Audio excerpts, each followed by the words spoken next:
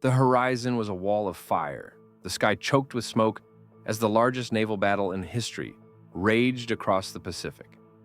Nearly 300 ships clashed in a deadly dance, their guns roaring like thunder, their decks trembling under the weight of war.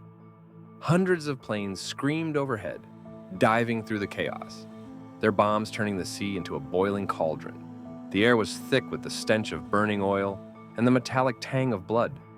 The water littered with the wreckage of shattered hulls and the desperate cries of men fighting for survival.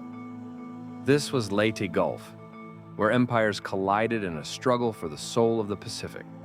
The Japanese fleet, once unstoppable, now fought with the desperation of a cornered beast, hurling everything they had into the fray.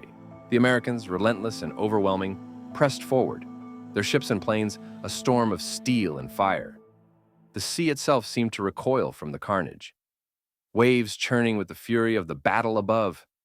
Every second stretched into eternity as men on both sides fought, bled, and died for control of these critical waters.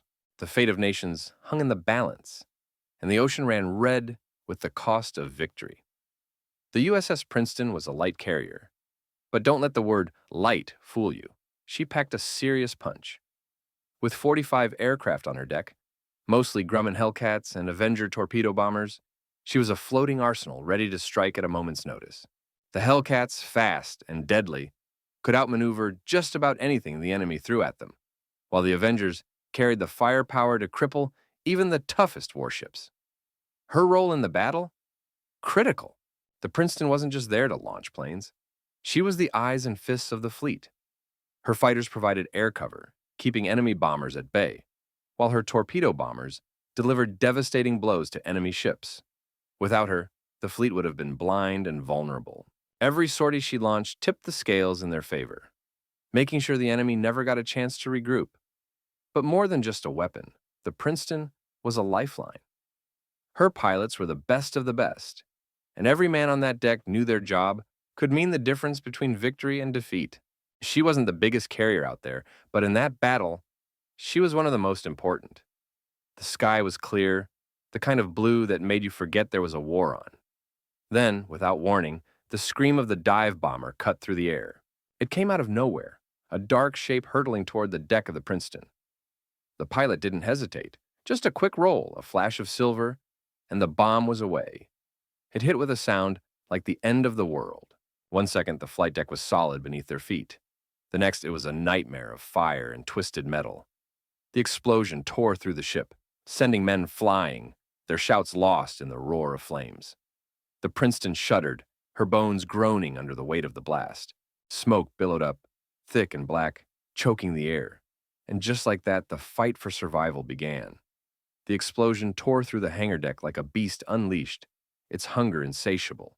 The first blast hit the aviation gasoline, and in an instant, the liquid fire spread like a tidal wave, swallowing everything in its path. The heat was unbearable, the air thick with smoke and the acrid stench of burning fuel. Then came the secondary explosions, armed aircraft, their bombs and ammunition cooking off one after another. Each detonation sent shockwaves through the deck, rattling the very bones of the ship. The fire wasn't just spreading, it was multiplying, jumping from plane to plane, from fuel line to fuel line, a living thing with a mind of its own. The crew scrambled, their training kicking in, but the flames moved faster. Men shouted over the roar, their voices lost in the chaos. Some ran for hoses, others for fire extinguishers, but the inferno was already outpacing them. The heat seared their skin, the smoke choked their lungs. Every second counted, and every second the fire grew stronger. The ship was in trouble, and everyone on board knew it. If they didn't get this under control fast, the entire hangar deck, and maybe the whole damn ship, was going up in flames. The explosion rocked the deck, sending a wave of heat and debris crashing through the corridor. Lieutenant Commander John Hoskins didn't flinch. He'd already taken shrapnel to his leg, the pain searing through him like fire. But he wasn't about to let that stop him. His men needed him, and he wasn't going anywhere. "Get those wounded out of here, now!" he barked, his voice cutting through the chaos. A young ensign hesitated, eyes wide with panic. Hoskins grabbed him by the shoulder, steadying him. You listen to me. You get to the evacuation point, and you make sure everyone follows. That's an order. He turned back to the flickering console, his hands flying over the controls. The ship was taking heavy damage, and if they didn't reroute power to the shield soon, they were all done for. His legs screamed in protest, blood soaking through his uniform, but he ignored it. There was no time for pain. Sir, you're hit bad," someone shouted over the alarms. Hoskins didn't look up. I'm fine. Get moving. One by one, he directed his crew to safety, his voice never wavering. He wasn't just giving orders. He was giving them hope. And when the last of them had cleared the deck, only then did he allow himself to collapse against the console, his breath ragged but his duty done. The USS Birmingham cut through the smoke-choked waters, her decks alive with frantic motion. Men moved like shadows against the flickering glow of flames, their faces streaked with soot and sweat. The fire raged across the starboard side, licking at the steel as if hungry to consume the ship whole. But the crew wasn't about to let that happen. Hose teams, focus on the aft section, Lieutenant Carter barked, his voice steady despite the chaos. We've got men trapped down there. Keep that fire back. The men responded without hesitation, their training kicking in as they dragged heavy hoses into position. Water roared from the nozzles, hissing as it met the flames, steam rising in thick clouds. Meanwhile, a team of medics worked in the makeshift triage, their hands moving with practiced precision. Got another one coming in, someone shouted, and two sailors rushed forward, hauling a wounded man between them. His uniform was blackened, his breathing shallow, but the medics didn't waste a second. They cut away the fabric, applied pressure to the burns, and called for plasma. Above them, the captain stood on the bridge, his eyes locked on the inferno below. Damage control, report, he demanded. A voice crackled over the radio. We're holding, sir, but it's spreading fast. We need more hands on the pumps. The captain didn't hesitate. Pull men from the port side. Every available body gets on those hoses. And get me a status on those wounded. The ship groaned under the strain, but the crew didn't falter. They fought the fire with everything they had, their bodies aching, their lungs burning, but their resolve unbroken. This was their ship, their brothers in arms, and they weren't about to let either go down without a fight. The world shattered in an instant. One moment, the Birmingham was a living, breathing machine of war, humming with the tension of battle. The next, a fireball erupted from Princeton's aft magazine, a monstrous bloom of flame and fury that swallowed everything in its path. The blast wave hit like a hammer from hell, tearing through bulkheads, twisting metal like paper, and turning men into shadows in the inferno. The Birmingham's crew never stood a chance. 233 souls vanished in the blink of an eye, their lives snuffed out before they could even scream. The lucky ones died fast. The rest, hundreds more, were left broken, burned, and bleeding, their bodies shattered by the sheer force of the explosion. The air itself seemed to scream, thick with smoke and the coppery stench of blood. In the aftermath, the ship groaned, her bones cracked, her spirit broken. The deck was slick with the cost of war, and the survivors moved like ghosts through the wreckage, their hands trembling, their voices lost to the horror of what they'd just endured. This wasn't just damage. This was devastation. This was loss carved into the very soul of the ship. The order came sharp and clear, abandon ship. Captain Bircher's voice cut through the smoke and the screams. A final command before the sea took what was left.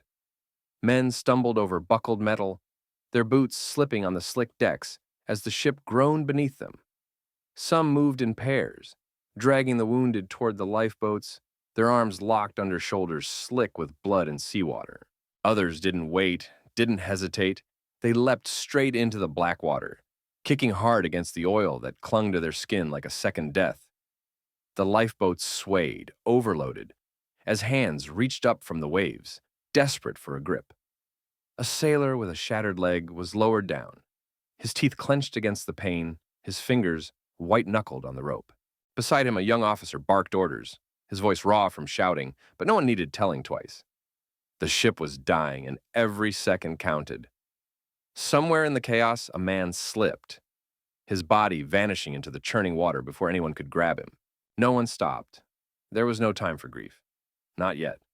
The sea was cold, the air thick with the stench of fuel and fear, and the only sound that mattered was the splash of bodies hitting the water, one after another, until the ship was empty and the survivors were left to the mercy of the waves. The USS Princeton had fought hard, her crew giving everything they had to keep her afloat. But the fires raged, the explosions tore through her decks, and the sea, relentless and cold, claimed her inch by inch. Men scrambled, their voices lost in the chaos, their hands slipping on the slick metal as the ship listed violently. The final blast came without warning, a deep, shuddering roar that split the hull wide open. The carrier groaned, her bones breaking under the weight of the ocean. And then she was gone. The Sibuyan Sea swallowed her whole, pulling her down into the dark where no light could follow. There was no fanfare, no last salute, just the cruel silence of the deep. A proud ship, a fighting ship, now nothing more than a memory sinking into the abyss.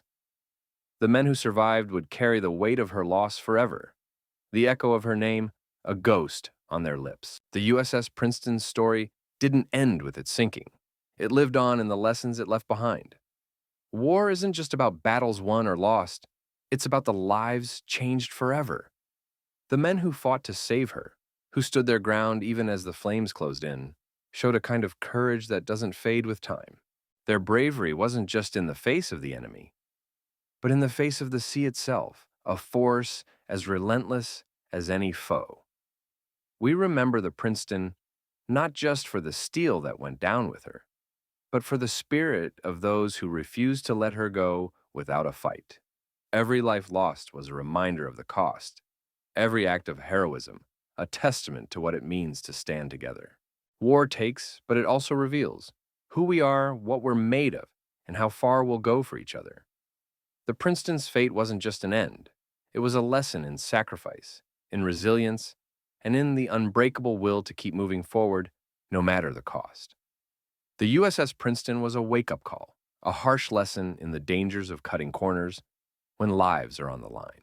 Her loss taught us that even the most advanced technology can't compensate for poor planning or rushed decisions. The fire that tore through her decks wasn't just an accident. It was a failure of strategy, a reminder that every detail matters in combat. Tactically, the Princeton showed us the cost of overconfidence. Her crew was skilled, her systems state-of-the-art, but none of that mattered when a single miscalculation led to disaster. It's a brutal truth. No ship is invincible, no plan foolproof. The lesson: always prepare for the worst, because the enemy or fate will exploit even the smallest weakness. Strategically, her loss forced a reckoning. We had to ask ourselves, were we pushing too hard, too fast? Were we sacrificing safety for speed? The answer was clear. The Princeton's fate changed how we train, how we equip our ships, and how we think about risk. It's a legacy of caution, a warning that echoes in every briefing room and on every deck. We owe it to those lost to remember and to do better.